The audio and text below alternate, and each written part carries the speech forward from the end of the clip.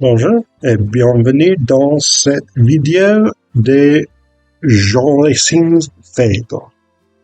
Je suis en France. Yes, so I'm in France filming this. I'm in Lille. We're going to talk about Jean Racine's play Phaedra. Racine, one of the great dramatists of the French golden age of drama. He, along with people like Molière and Corneille, are really just like they are your Shakespeare, Dickens, Austen, that level of importance in French, particularly French drama, but French literature more generally. So Phaedra is a really, really fascinating one for me because this is an adaptation of the Hippolytus story, the Hippolytus and Phaedra myth. Euripides is Hippolytus, Seneca's Phaedra, the Greek and Roman editions that are sort of most famous surviving versions today. And then Racine comes along in 1777, if memory serves. Yeah, it was prefaced to this in 1677. So Racine comes along in the 1670s at the very least, and he rewrites it. He says, okay, I'm going to bring this back. Doing the remix. And so as an adaptation studies scholar who works on Greek drama, or adaptations of Greek drama, I really like this. This edition is an interesting one. So I'm reading the Penguin Classics edition. Our translator for this is, let me just find her name, Margaret Rawlings. I am going to talk about the translation of this because Rawlings talks about the translation of this. So Rawlings was not a professional translator. I don't think she's around anymore. Sorry for that. She was not a professional translator. She was an actor. And she was in a production of Phaedra using a translation from 1890 or thereabouts. And it was bad.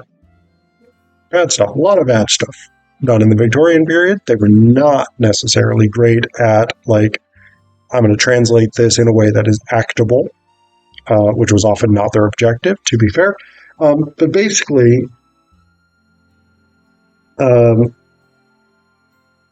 she sort of in real time started retranslating this for the performance, and eventually sort of sat down later and said, okay, this is now going to be my translation. I'm going to do this to make an actable edition. But it's also like the fact that she's not a professional translator and the fact that this was done in 1957. Like, the way that translators generally function today, those people who are trained academically to do to do translations and who conceptualize translation in particular ways,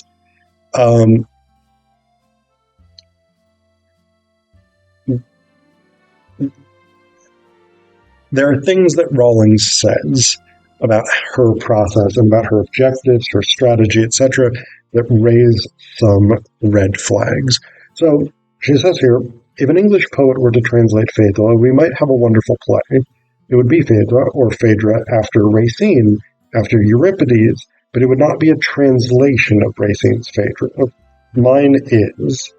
This version is exact to its original in meaning and in feeling. It is speakable and actable. There have had to be sacrifices, of course. When driven to desperation because of the necessity to lose some subtlety of the French, I've been guided by how the line will sound when spoken by the actor. Okay, in principle, I don't have any issue with that, but it's weird to claim that this is a translation, where you also acknowledge that you have made changes. that affect the style, the sound, the meaning, the organization even. I don't understand how you put those two claims into the same paragraph. And then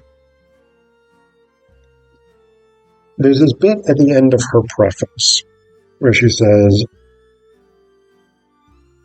she's basically talking about how there's one particular bit, Phaedra's soliloquy in Act 4, Scene 5, that she doesn't like, that she would cut. She says, "It's my only criticism of Racine's Phedre.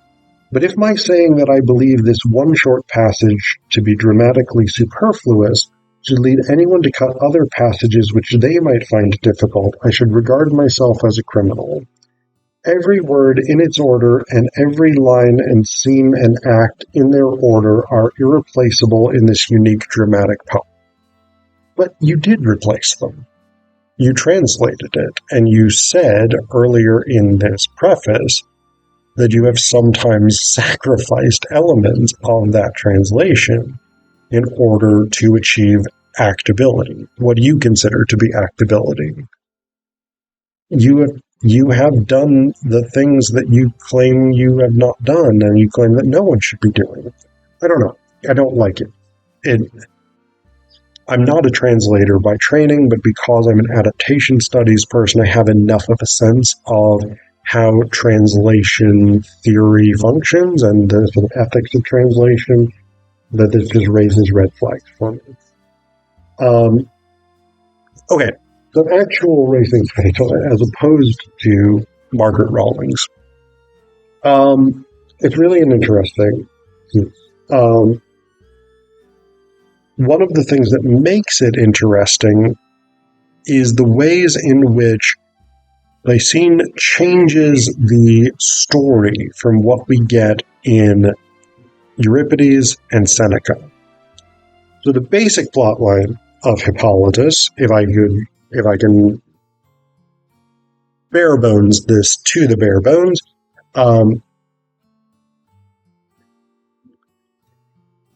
Hippolytus is the son of Theseus by a previous marriage. Theseus is now married to Phaedra, or Phaedra. Phaedra is from a family that has been cursed with really bad love affairs, and her variation of that curse becomes that she falls in love with Hippolytus. Hippolytus is a devotee of Artemis, or Diana in the Roman version with Seneca, who is a virgin goddess, and he is dedicated to that. He is a deadly enemy to Aphrodite, or to Venus in the Roman version. And so those two elements,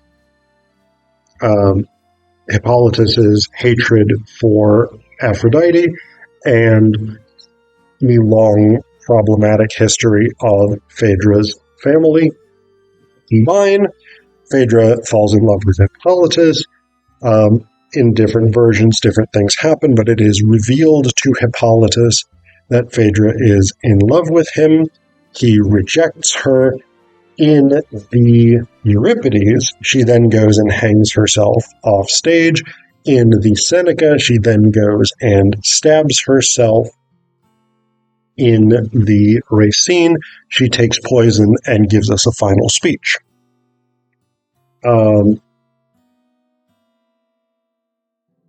The other sort of element of it is that prior to her death, Phaedra leaves a message for Theseus saying, "Hippolytus attempted to rape me, or did rape me." Theseus then curses his son, drives him from the house, and calls down a curse upon him from his father, Theseus's father or grandfather, I don't remember off the top of my head, is Poseidon. Poseidon sends the sea bull up out of the ocean that sort of tramples Hippolytus to death. Hippolytus' body is brought back, and as he dies, Theseus recognizes that he was innocent, recognizes the error of cursing his son, etc. Wonderful stuff. Racine is not content with that, in part because that is not sufficient. That's not sufficiently going to play for the French theatrical community of 1670s, of the 1670s. There is no love. There's no proper love story there. And so Racine incorporates this character, Aricia. And what he says here is, in the preface, is Aricia is not a character invented by me. Virgil says that Hippolytus married her and had by her a son after he had been restored to life by Asclepius. And I have also read certain authors who claim that Hippolytus married and led into Italy a young Athenian of noble birth who was called Aricia, and after whom is named a small Italian town. He mentions a couple of other authorities, classical authorities, etc., which discuss Aricia, that claim that she existed, whatever it is. This is an interesting revision. On the one hand, it adds in a character that Hippolytus can legitimately be in love with, which means that in the structure of a very romantically inclined French theater culture, you now have an ingenue, Aricia, the young beloved woman who is in some sort of danger and must be rescued by the young lover, the young male lover, i.e. Hippolytus. And so you have that structure that French theater audiences for whom Racine was writing would be very familiar with, very comfortable with. At the same time, there's another element of this that's really interesting, because Racine is seeking classical authority for Aricia. Otherwise, he would not be saying, yeah, Virgil says she existed, these other people say she existed, I have brought receipts for why she can be in this play. So he's, on the one hand, seeking that classical authority to bolster his choice. On the other hand, this reveals that he is working in a particular theatrical and cultural context in which differs dramatically from that of Euripides or Seneca. Because one of the things with Euripides especially was that these plays existed in a myth world that everybody would have been more or less familiar with.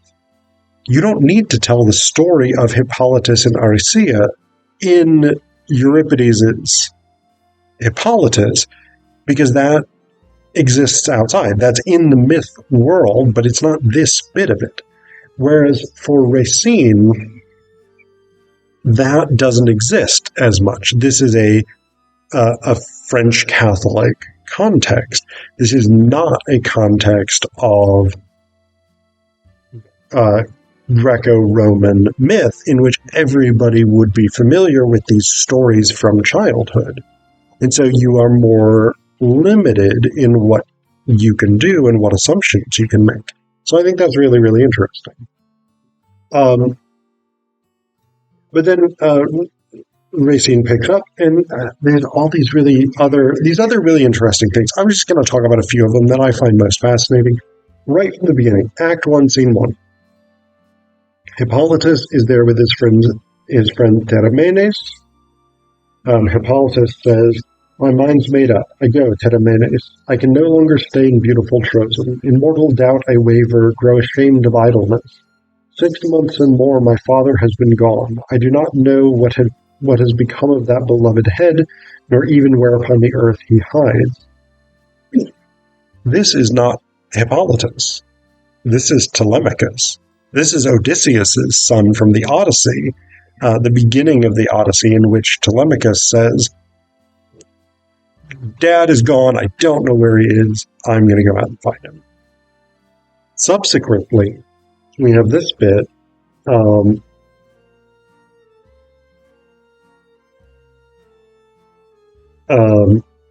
Seeking him, I shall myself only be following the path of duty, and I shall escape from this place which I dare no longer see. And Teremenes says, Hey, when did you begin to dread this place, so dear to you in happy childhood, prince, which you prefer, I know, to all the pomp and tumult of the Athenian court? What grief, what danger do you shun? Hippolytus says, That happy time is gone, Teremenes, and all is changed, since of these shores the gods have sent Phaedra, daughter of Minos and Pasiphae.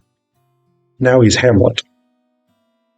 And, I mean, Racine probably knew Shakespeare to some degree. I don't know how familiar, how popular he would have been, but he likely knew something of Shakespeare. Whether or not this is meant to be a sort of Hamlet reference, I don't know. But the idea of like, oh, my childhood home, I want to get away from this place kind of thing, that's very much Hamlet. So we've got these other kinds of storylines going here that are not necessarily Euripides or Seneca's Hippolytus.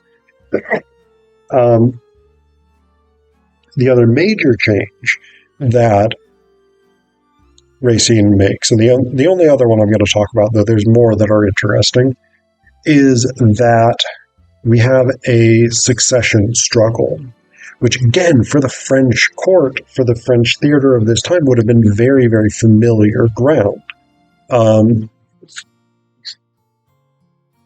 Reports come in that Theseus is dead, and so some people in Troezen, this particular city, favor Hippolytus for the crown. Some favor Phaedra's son as Theseus's sort of current wife, and some favor Aricia, who is the last survivor of the royal house of Troezen, now otherwise dispatched by Theseus. And that political wrangling takes up a big part of the plot line here. The characters... So Hippolytus loves Aricia. Aricia loves him. Phaedra loves Hippolytus, but he does not love her. The big part of that love triangle is played out under the sort of auspices of who is going to get the crown, who is going to have power in Troezen, and there is a synchronicity between the movement towards taking a lover and the movement toward taking political power, which is simply absent from Euripides and Seneca.